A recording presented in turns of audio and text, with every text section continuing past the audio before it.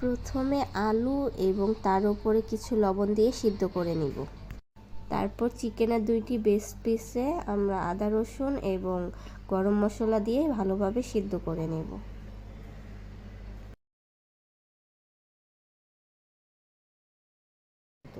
এরপর এখানে বেরেস্তা, টেস্টি সল্ট, চিকেন পাউডার, লবণ, সিদ্ধ করা চিকেন, তারপরে হলো আলু, কাঁচামরিচ আর চিজ নিয়ে নেব।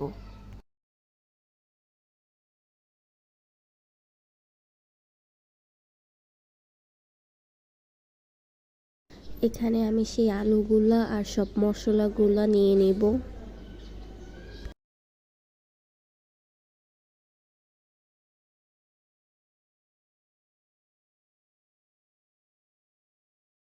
এখানে আমি এক্সট্রাভাবে dark soya sauce 1 tablespoon add করেছি। আগের থেকে ব্লেন্ডার করা পাউরুটি মিক্স করে নিব। তারপর সবগুলো সুন্দর করে মাখিয়ে নিব।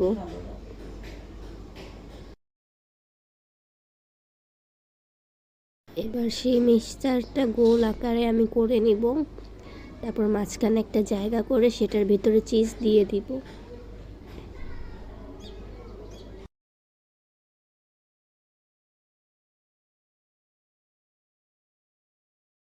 তারপর হাতের সাহায্যে ভালো করে গোল করে নিব।